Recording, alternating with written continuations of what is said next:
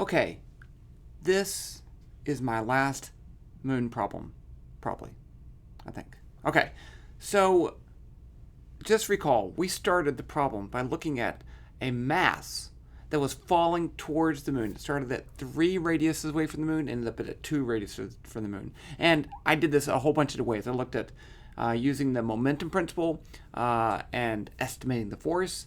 I used the momentum principle and did a numerical calculation, breaking it into small time steps.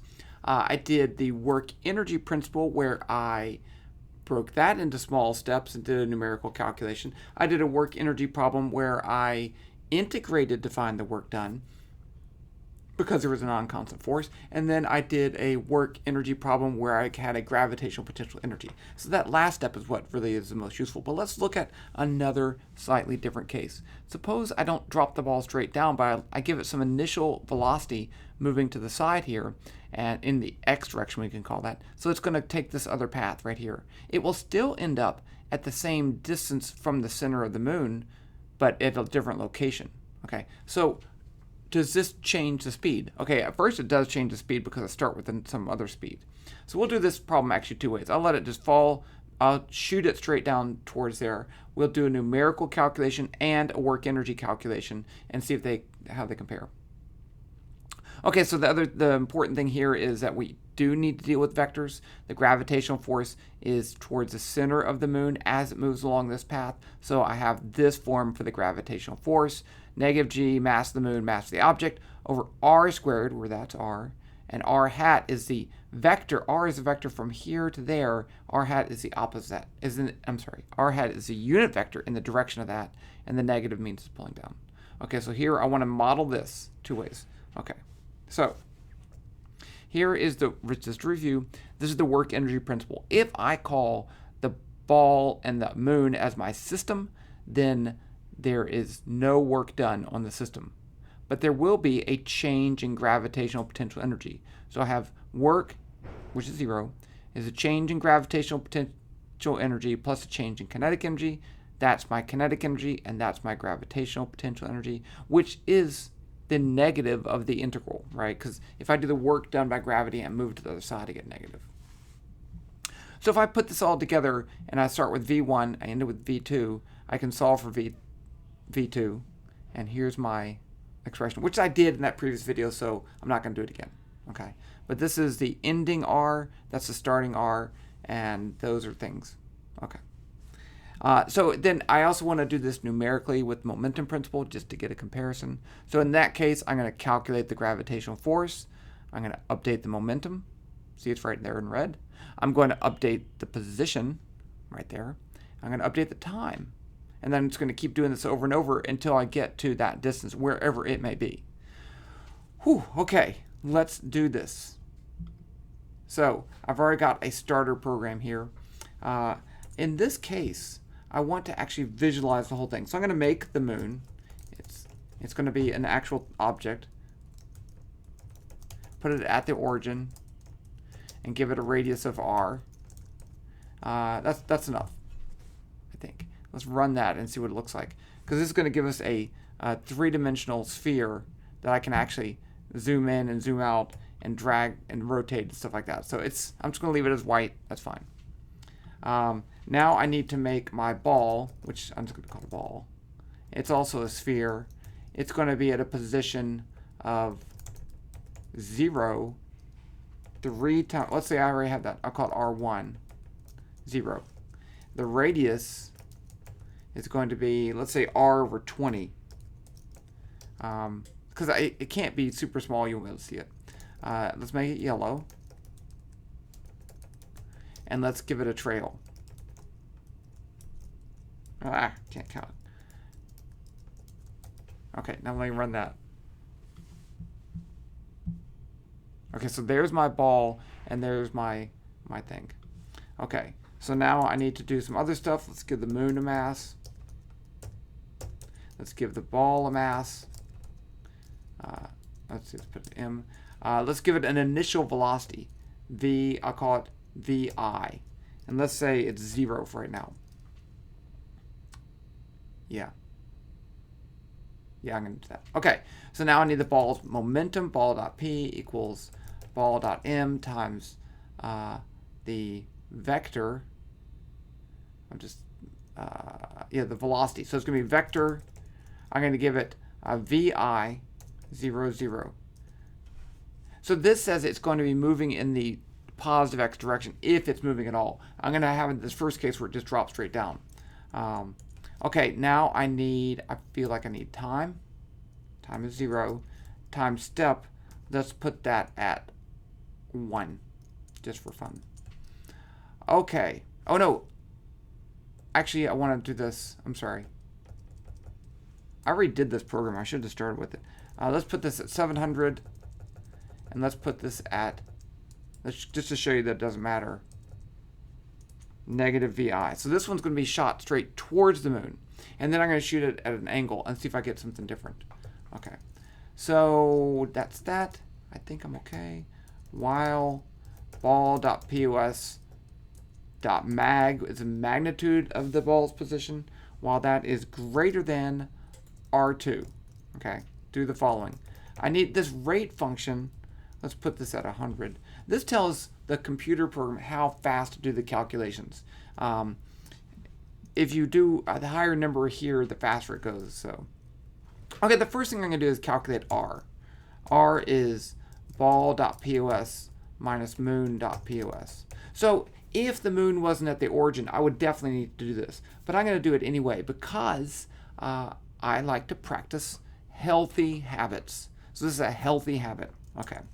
Now I can calculate the gravitational force, negative g times the mass of the moon times the mass of the ball times r hat divided by r mag squared. That's the gravitational force. Okay, now I update the momentum. Ball.p equals ball.p, oops, spell it right, plus f times dt. Now I need to update the position. Ball.pos plus ball.p times dt divided by ball.m, and update time. I think that might be it. And let's see this. Print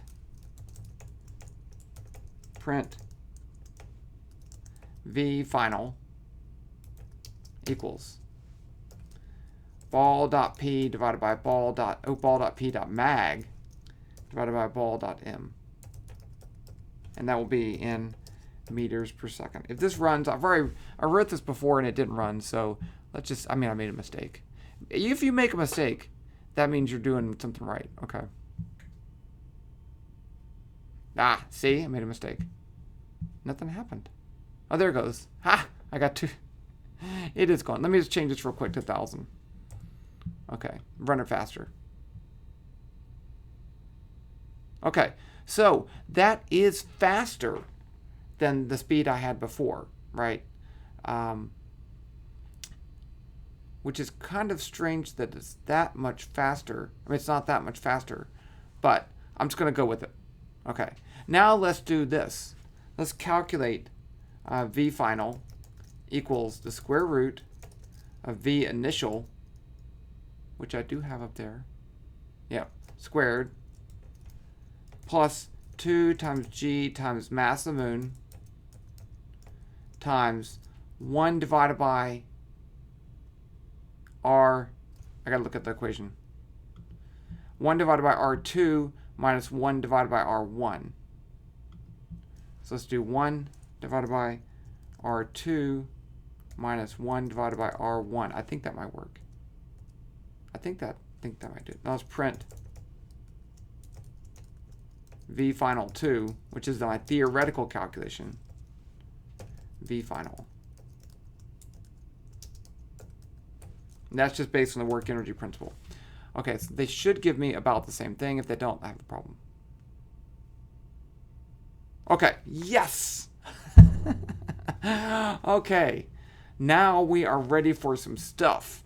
Okay, so I redid this. This is the second time I did the video. Last time I forgot this factor of 2 right here, and I couldn't figure out what I did wrong, and I just deleted the video and started over. So I am happy. That's really nice. Okay, so let's throw it to the side. So now I'm going to say up here, the initial velocity, I'm going to change this to 0 VI. So now my ball is going to be shot horizontally. It's still going to move until it gets down to the same position. Look at that. It doesn't matter. It's still going the same speed. Not the same velocity, but the same speed. Okay? So that is fairly important. I think I have to do something.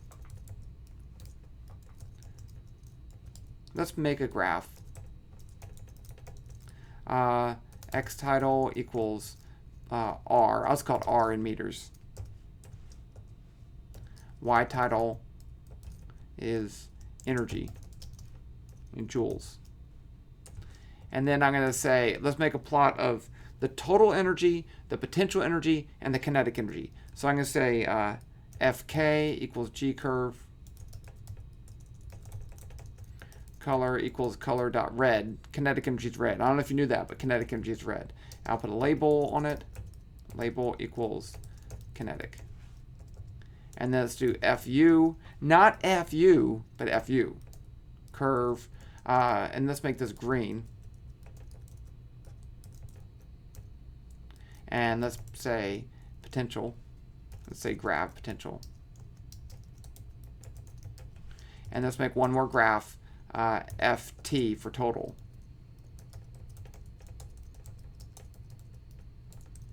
Color dot blue. Label total. Okay.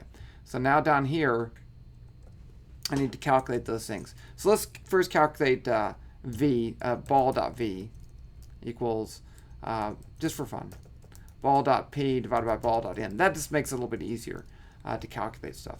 So now I need to calculate the kinetic energy. So K is equal to 0.5 times ball.m times ball.v.mag squared, 1/2 mv squared. U equals, not U, but U, equals negative G times moon.m times ball.m divided by r.mag. I already calculated r, so I can use that. And then E, let's just call it E, equals K plus U. And now let's plot these things. Oop, K plus U. So now let's plot Fk dot plot r dot mag K, Fu dot plot r dot mag U, Ft dot plot r dot mag E. I think that'll work. Let's see if this works. Aha! Let's see. X title. Oh. Okay. Moon is not defined. Moom. There is no moom? What the heck? Okay, let's change it to moon.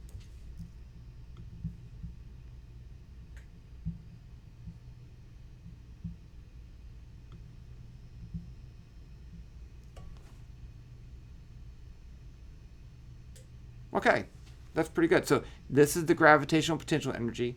This is the kinetic energy, but you see that the total energy is constant. Okay. You also know that's really important. We can set up, you should play around with these things, and I'll probably make another video on this.